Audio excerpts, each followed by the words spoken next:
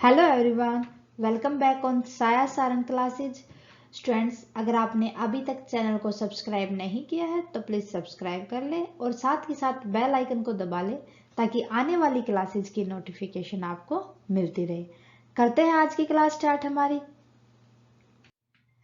Students, मैं आपके सामने फिर हाजिर हूँ 11th क्लास की बिजनेस स्टडी क्लास के साथ। प्रीवियस क्लास के अंदर हम डिस्कस कर रहे थे बिजनेस सर्विसेज को। लास्ट क्लास में हमने डिस्कस किया था बैंकिंग एंड देयर टाइप्स, कि बैंक होते क्या हैं और उनके कितने टाइप होते हैं। सो अगर आपने अभी तक वो क्लास नहीं देखी है तो प्लीज़ प्लेलिस्ट में जाके देख ले। आज हम डिस्कस करेंगे फंक्शन ऑफ कॉमर्शियल बैंक, कि जो कॉमर्शियल बैंक था, एक बैंक का टाइप था, उसके कार्य क्या क्या होते हैं, वो किस तरीके से फंक्शन करता है। करते हैं आज ये क्लास स्टार्ट हमारी।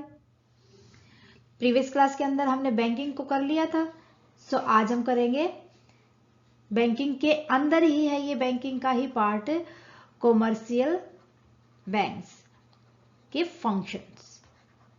ओके, देखो भाई, function of commercial banks. The main function of commercial bank are, क्या क्या होते हैं मेन फंक्शन। सबसे पहले हमने पढ़ा था कि जो कॉमर्शियल बैंक्स होते हैं वो डिपॉजिट्स लेते हैं पब्लिक की। अब पब्लिक के अंदर हम ही आते हैं, तो हम क्या करते हैं, बैंक के अंदर पैसा जमा करवाते हैं।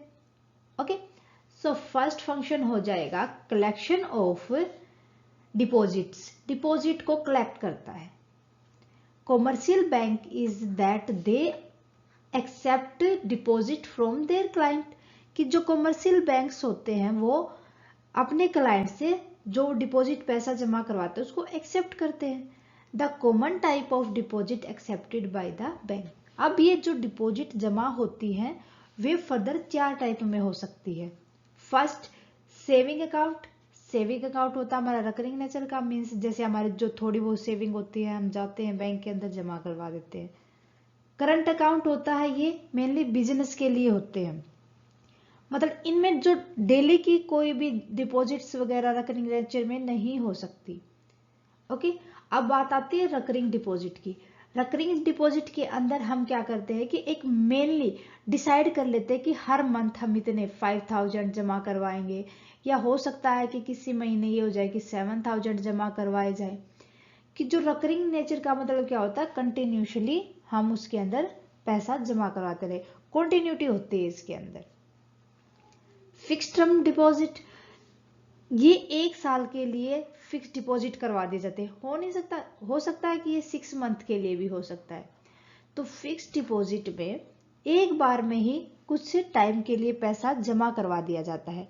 सो जो फिक्स्ड पीरियड के लिए जो पैसा जमा करवाया है वो विद इन द टाइम ही हम निकलवा सकते हैं, अदरवाइज नहीं। मान लो 1 ईयर की कोई फी हमने एफडी करवाई है, फिक्स डिपॉजिट करवाई, तो 1 साल तक उसका जब तक मैच्योरिटी टाइम नहीं हो जाता हम उसको नहीं निकलवा नहीं सकते। क्लियर है। सो फर्स्ट फंक्शन हो जाएगा collection of deposit. Second function की बात की जाए, लैंडिंग ऑफ फंड। अब जो हमने पैसा जमा करवाया है बैंक के अंदर, तो ये थोड़ी ना कि बैंक उसको अपने पास ही रखता है, बैंक अदर पर्सन को लोन और एडवांस के रूप में भी देता है। सो लैंडिंग ऑफ फंड भी करता है। The commercial banks is to provide loans and advance out of money received through deposit, कि कॉमर्शियल बैंक जो उसके पास पैसा डिपॉजिट हुआ है उससे लोन और एडवांस भी प्रोवाइड करता है। These advances can be made in the form of overdraft, cash, credit.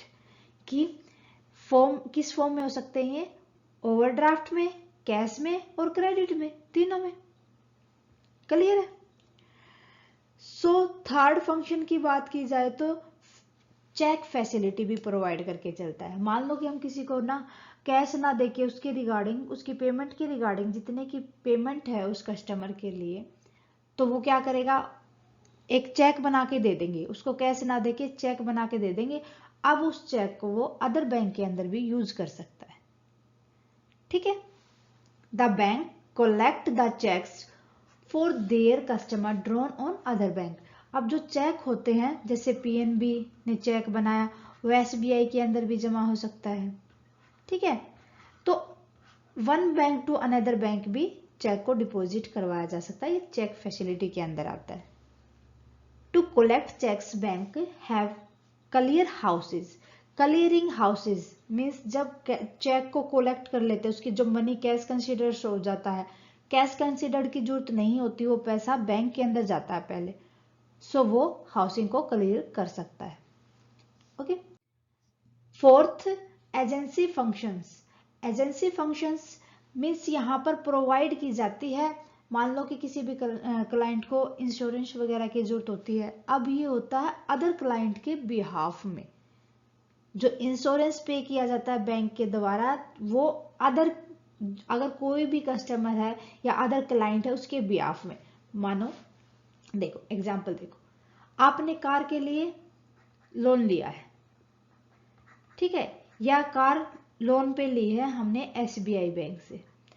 अब SBI बैंक थोड़ी ना कार बनाती है, नहीं, SBI बैंक कार नहीं बनाती, कार तो मान लो होंडा की है तो होंडा ही बनाएगी। अब होंडा के बिहाफ में SBI पैसे देगा, ठीक है, SBI को जो कस्टमर वो पैसे डिपॉजिट करवाएगा। क्लियर है? मान लो बैंक से जब आपने कोई भी लोन लिया है, तो मान लो कार खरीदी है, तो कार तो आपको होंडा ही देगा, SBI बैंक नहीं देगा। आप SBI को दोगे और SBI दे देगा होंडा बैंक को, ठीक है, होंडा के अकाउंट में ट्रांसफर कर देगा। क्लियर है? सो बैंक पे insurance premium on behalf of their client. जो उसके क्लाइंट है, क्लाइंट्स हैं, जो उसका क्लाइंट है उसके बिहाफ में इंश्योरेंस पे करता है bank. Bank also collect dividend, premium, interest, pensions. So अगर हमने कोई भी चीज लोन पे ली है, लोन करवाया उसको, तो उसके ऊपर इंटरेस्ट भी पे करना पड़ेगा, ठीक है। तो बैंक डिविडेंड भी लेता है एज ए प्रीमियम, और इंटरेस्ट भी लेता है, और पेंशन भी प्रोवाइड करके चलता है। क्लियर है? Fifth point, allied services. Allied services के अंदर आता है कि जो बैंक्स है वो लोकर की सुविधा भी देता है। मान लो हमारे पास कोई गोल्ड वगैरह है, तो हम गोल्ड को बैंक में कुछ सिक्योरिटी जमा करवा के रख सकते हैं, ठीक है। बिल पेमेंट वगैरह करनी होती है तो बिल पेमेंट के लिए हम मंथली उससे पैसे कटवा सकते हैं। क्लियर है? सो अलाइड सर्विसेज का मतलब हो जाता है यहाँ पर जितनी भी अदर सर्विसेज है जिनको बैंक के थ्रू कंप्लीट किया जा सकता है। In addition to above functions, bank also provide allied services such as bill payment, locker facility वगैरह भी पे करके चलता है। क्लियर है? सो ये थे कॉमर्शियल बैंक और उसके फंक्शंस। अब साथ के साथ एक पॉइंट और करेंगे हम, ई बैंकिंग। ई बैंकिंग के बारे में आजकल हर कोई जानता है, मतलब हर कोई अवेयर है इस चीज के बारे में।